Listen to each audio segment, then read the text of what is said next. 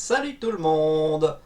On est maintenant en 2025 et comme beaucoup de youtubeurs, même si je n'ai pas la prétention d'être un gros youtubeur non plus, il est de bon ton de faire un peu un récapitulatif de 2024 et qu'est-ce qu'on va faire en 2025. Alors, évidemment, je m'y suis pris beaucoup trop tard, c'est-à-dire que je n'ai pas fait de statistiques sur le long de l'année, j'aurais dû, je m'y suis encore pris à la dernière minute.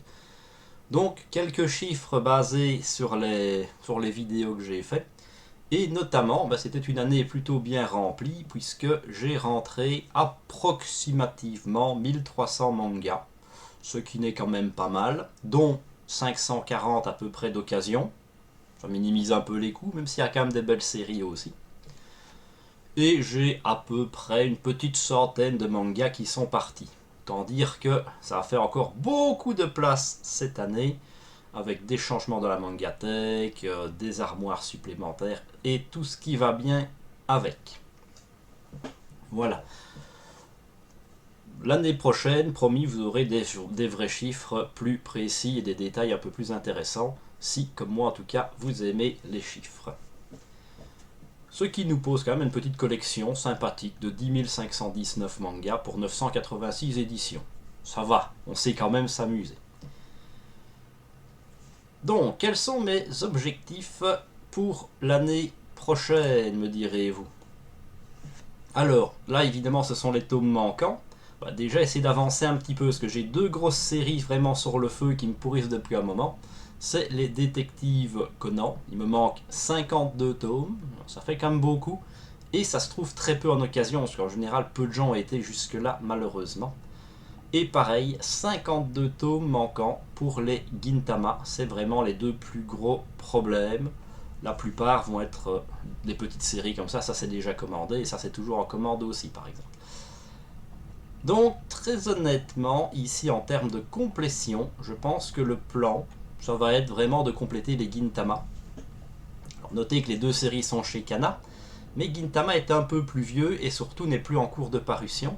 Donc s'il y en a un où il y aurait des risques de manque de tomes, c'est plutôt celle-là. Donc ce sera, on va dire, ma priorité sur l'année. Et autant dire que 52 tomes, on va pas faire ça en un mois non plus. Sauf si je tombe sur une offre occasion magnifique, mais j'y crois pas trop. Un de mes autres objectifs, c'est de continuer à découvrir Taiyu Matsumoto. Parce que avant cette année, non, c'est pas vraiment cette année, avant l'année dernière, je n'avais lu que Ping Pong. Et donc en 2024, j'ai quand même lu Le rêve de mon père, Tokyo ces jours-ci et Sunny.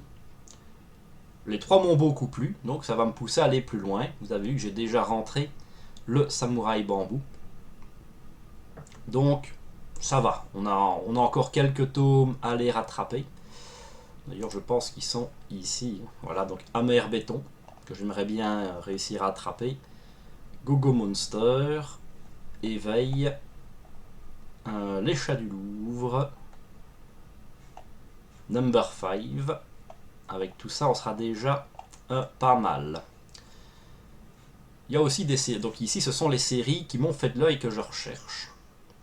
Et c'est vrai que dans les grands classiques, un qui me manque, c'est Astro Boy.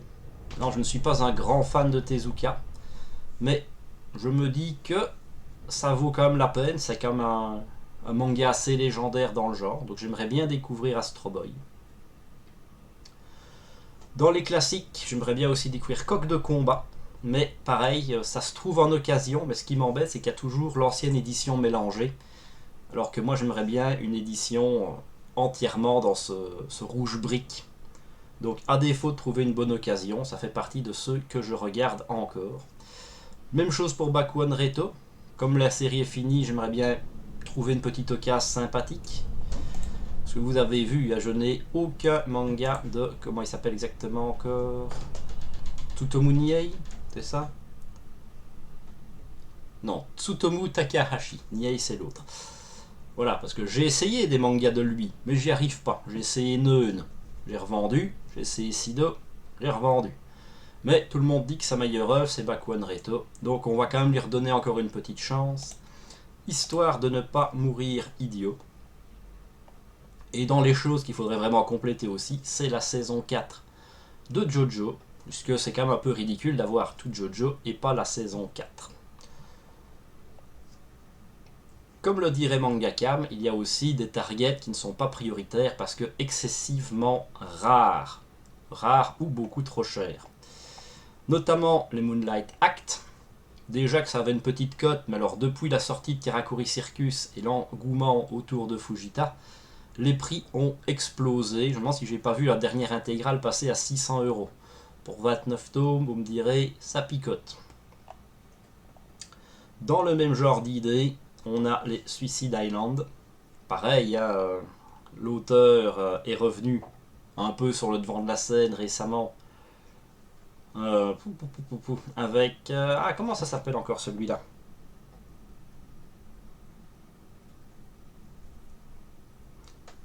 Vaut le trou. Chez Vega Dupuis. Holyland, voilà. Donc pareil, mais série rare et chère. Et enfin, manga de football, dont j'avais entendu beaucoup de bien à l'époque. J'avais discuté avec quelqu'un qui le conseillait dans les commentaires d'Authentique. Oui, ça ne nous rajeunit pas.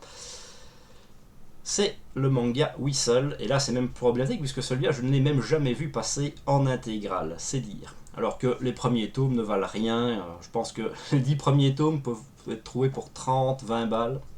Mais évidemment, c'est pas ceux-là qui sont problématiques. Ça laisse déjà pas mal de choix. Éventuellement, les Princesses Jellyfish, que j'ai découvert l'autrice cette année. Beaucoup aimé. Donc pourquoi pas. Ça a été réimprimé normalement, donc ça devrait pouvoir se trouver. Mais ça, j'avoue que je ne m'inquiète pas. Et pour terminer, on va un peu jeter un coup d'œil aux nouveautés pour voir ce qui m'intéresse. Je me suis dit que j'allais les faire via ce site, c'est quand même beaucoup plus facile et plus visuel. Parce que vous le savez, je suis excessivement mauvais en montage. Donc ici évidemment on a la réédition de Family Compo que je vous conseille, mais moi je l'ai déjà, donc je ne vais pas m'embêter à reprendre cette édition, d'autant que l'édition, on a déjà une réédition à l'époque de Family Compo qui faisait bien le café. Pou pou pou pou pou. Alors, ici on a déjà quelques titres qui m'intéressent pour janvier. C'est Sanda, par l'autrice de Beastwars, un manga a priori avec le Père Noël, c'est assez original, j'avoue que ça m'intéresse. Les Chats d'Ultar, mais ça c'est vraiment pour continuer les chefs-d'œuvre de Lovecraft. Et on en parlait récemment, donc par l'autrice toujours de Tokyo Tarareba Girl, La couche est pleine. Donc ça, je suis content parce que ça m'a justement fait envie. C'est toujours autobiographique, c'est ces histoires de mère célibataire et mangaka. Parce que si j'ai bien suivi tout ce qu'elle avait raconté, comme elle a eu un peu de célébrité avec le manga, elle s'est mise avec un acteur qui l'a gentiment abandonnée quand elle est tombée enceinte. Sympa le mec. Donc elle s'est retrouvée femme célibataire, mangaka, et à s'occuper d'un enfant. Donc ça peut être très très intéressant à lire et à découvrir. L'autobiographie qu'elle avait fait avec Dessiner tais-toi m'avait vraiment beaucoup plu. Pou pou pou pou. Manque un peu d'image tout ça. Pou.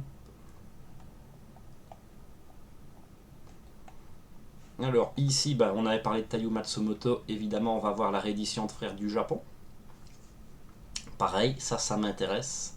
Je vois que c'est en février. Je me demande si ça n'a pas été reporté. Il me semble que c'était en janvier à la base. Hop, celui-ci, donc Color Creare. Donc c'est par l'autrice d'Amonshu et de Aria's Masterpiece. Deux séries que j'avais bien aimées, donc j'ai envie de voir ce que ça va donner. Pour fêter ça d'ailleurs, les Aria vont être réédités. Tiens, celui-là qui est reporté encore depuis 10 ans. Qu'est-ce qu'on a encore d'autre d'intéressant? Je suis encore quelques titres que je surveillais. En tant que bon fan du Shonen Jump, j'avoue que Kagurabashi, ça m'a plutôt fait envie. C'était mal passé à la base, ça a fait un bad buzz, mais ça a fait le buzz quand même, c'est le principal. Et finalement, bah, de blague, c'est passé à manga plutôt sérieux, et pour l'instant, il fonctionne plutôt bien. Donc c'est que ça doit pas être si mauvais que ça. Après, on verra bien, mais en tout cas, lire le premier tome pour se faire une idée de ce que ça va valoir. Pouic, pouic, pouic, pouic, pouic. Qu'est-ce qu'on a d'autre? Alors, est-ce qu'on a encore d'autres trucs sympathiques? Je l'ai retrouvé.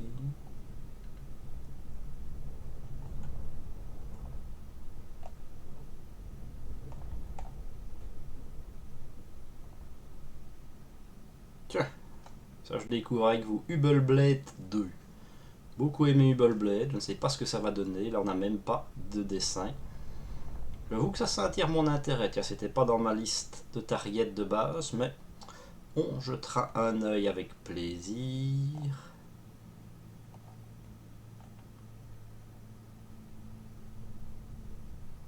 Popopo. Voilà, ça m'intéresse très fort. Donc au mois de mai, là, on va dire la réédition, mais non, parce que moi je l'ai en japonais, donc ça ne compte pas. Yatari Ryoko, une vie nouvelle, qui sortira en 2 gros volumes chez Nobinobi. Ça doit être déjà des bons volumes, puisque il y a 5 tomes à la base dans la série. Donc du Hadashi, ce sera Day One pour moi, ne serait-ce que pour montrer qu'on s'intéresse à l'auteur.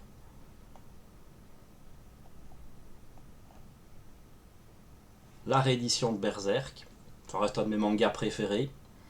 Donc ça, je pense qu'on va quand même aller dessus aussi. Mais on verra quand même à quoi ça va ressembler à la base. Parce que si c'est comme le tome 41, en collector, franchement oui, franchement je les prendrai. Ici on a Subaru. Subaru, un manga sur la danse classique a priori, par l'auteur de Capeta. Donc très envie aussi de découvrir cette série là, qui est une réédition, ça existe chez nous. Ça va aussi faire tomber le prix de l'occasion, donc pourquoi pas. Hop. Puis avec ça, je pense qu'on a déjà fait le tour des nouveautés.